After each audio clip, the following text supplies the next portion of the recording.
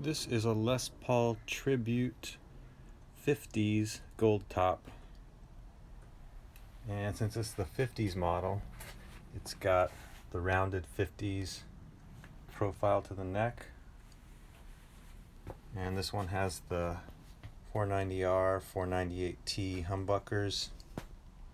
Nice shape. Just gonna sight down the neck on this guy, and I can already see there's a good amount of relief here, so we're just gonna tighten the truss rod a tiny bit and that'll flatten out the neck. Usually necessary to move the D and the G strings aside so you can move that truss rod wrench and loosen a little, and now we'll tighten. That's about a half turn, maybe almost a full turn. And to get an accurate idea of how much you've affected the relief, you want to tune back up any strings that you loosened. Turn that truss rod a bit. I've got a capo on the first fret. Got a feeler gauge. Gonna fret at the 14th. Check relief at the 8th. And I've got 008 selected here, and that just slides under, so we'll see if 009 fits under. So when you're checking the relief, you're going to get an exact measurement. If one slides under there, whatever you're at, then go up by 1 or 2 and see if the next one fits. And once one of them moves the string, like 009 is moving it just slightly when I try and fit it in there, so I know 008 is the correct measurement. Nice flat neck. I like 008. That's a good place to be. Now we'll take a look at the action on the guitar with our handy dandy action ruler at the 12th fret. Some people say you should do it in a sitting position because when the guitar is held like this on a cradle, it might affect the action, but I don't care. I'll check it later when I'm sitting, but I know it's really low already. It's like 0.020. So when we tighten that truss rod, it straightened out the neck, it brought down the action, and now it's really low. If you're like me and you use Allen wrenches a good amount, I hardly recommend going on Amazon or somewhere where they've got tools at a fair price and getting one of these sets. I don't know, I think this set me back all of like 15 bucks. And basically what it is just a bunch of different hex or Allen type key sizes here. And it's got some other things like screwdrivers and stuff too. But basically they're all little attachments, and you just put it onto this screwdriver like deal, and it's so much faster than trying to search through all those Allen wrenches every time you got to turn an Allen screw. So we got low action, and it's nice having the Allen wrench adjustment as opposed to having to use one of those spanner wrenches like you do on a lot of the Gibson bridges. You know, when they don't have the Allen wrench adjustment here, then you gotta use a spanner wrench here, and people always slip and scratch the finish around the bridge with using those. Or worse, they try and use something like a pair of pliers or something. And you can see I'm just holding my string action gauge here and then slowly raising the bridge and looking at both sides on the high E and the low E to get an idea where I'm at. I'm going to bring it up to about 0.050, which is a nice low action. We'll see how it plays at that height.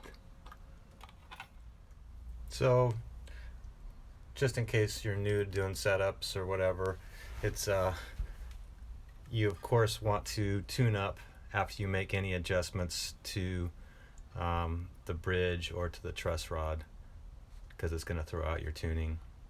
And now that I've got the relief at a place I like and the action at at least a good starting spot, I always play on the 2nd, 3rd, and 4th frets. That's just a real quick test, because if it sounds really bad there and it's fretting out, then your strings aren't ringing down the low frets, and you probably need to readjust that truss rod. And I will work my way up the neck, just listening at different spots along the neck. If there's some obvious problems, Gibson tribute models, setting them up's a breeze, and they tend to just play nice for a long time. You can go a long time in between setups on certain guitars, and I just feel like these tribute models are in that category. They always, with a turn of the truss rod and a little tweak to the action, that's all it takes, and they're just playing well.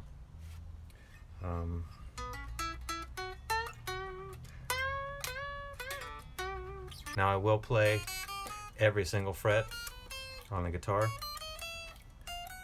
and just make sure there's no high frets or anything funny, or just one fret where something's fretting out. But that's just kind of a last check. Every fret checks out on this guitar. Ringing clear like a bell. Intonation, and then we're done.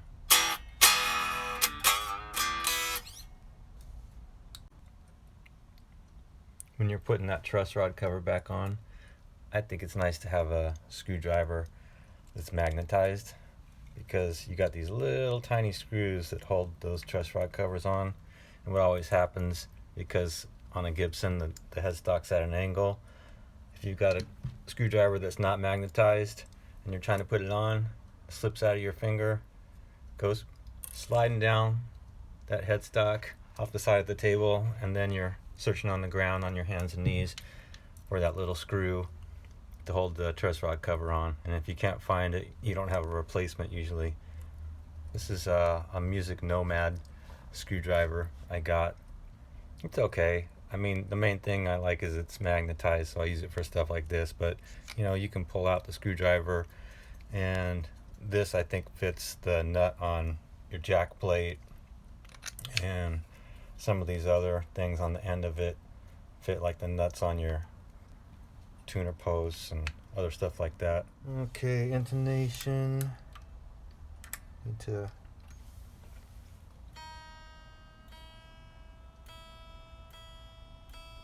tune up open, play at the 12th, just a little sharp. So we're gonna tighten this screw, move the saddle back a little bit.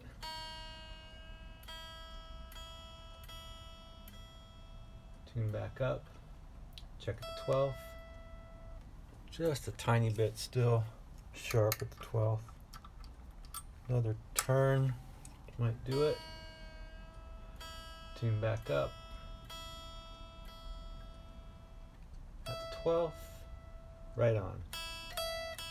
When I'm doing intonation, I tune up the string open, play at the 12th, I see it sharp.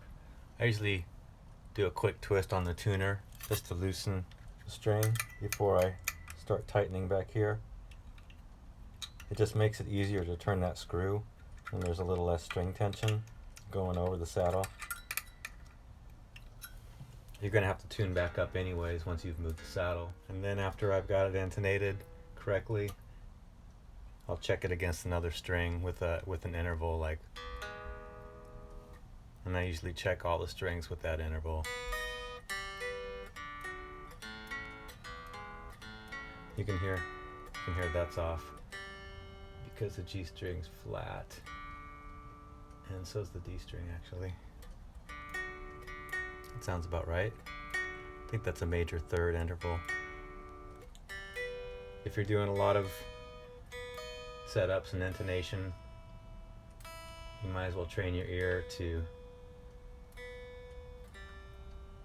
know a few intervals to be able to check yourself.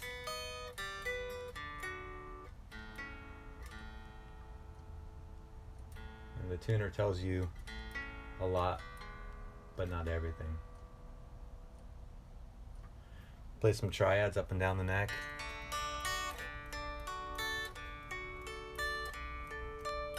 That's another way I tell if I've got the intonation fairly well done.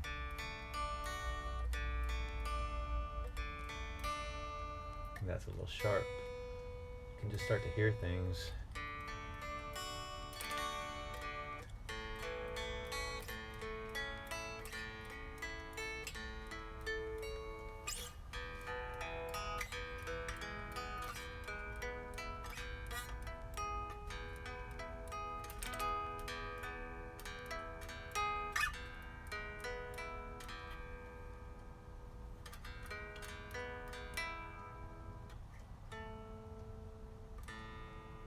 Often when I check with my ear, I'll find something that I missed when I was going through with the tuner and just tweak the intonation a little more.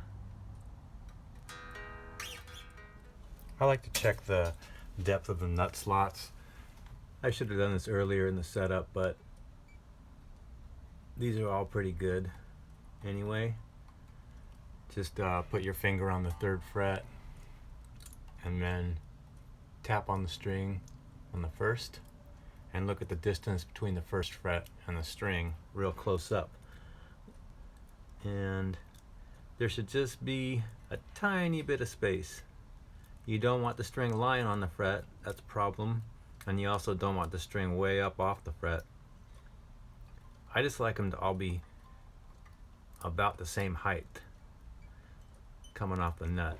And I can see just looking across the strings this way that the G string is sitting up just a little higher than the other strings, and that's a pretty easy fix. These are some StewMac nut slot files,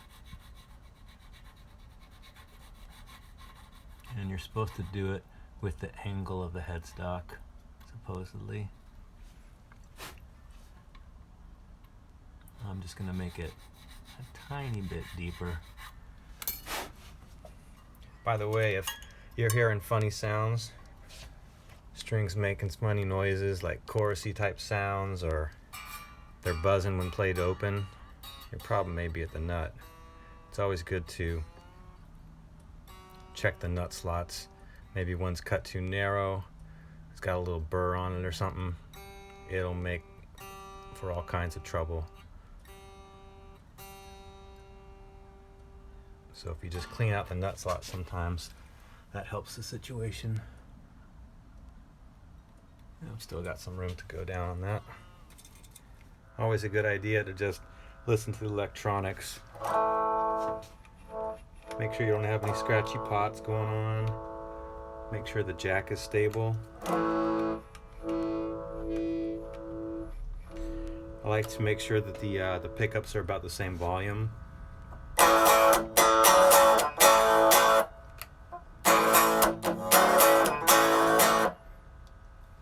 I can hear that the bridge pickup is a little louder than the neck pickup, so I have the option to lower the bridge pickup or raise the neck pickup, whichever seems more appropriate. Here I'll just raise this neck pickup up a tiny bit and maybe lower the bridge a tiny bit, a little of both. So bridge, neck. Still a little bit different. A little bit more of that treatment. So if you're gonna raise one pickup, the reason I'm not gonna raise the neck pickup anymore is because there's not much string clearance going on. Once you start playing on the high frets, you can't get away with raising that one too much more. However, there's no problem just lowering the bridge pickup a little hair here.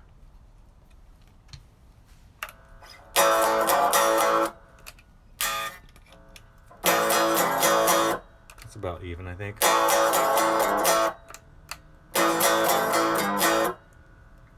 Cool.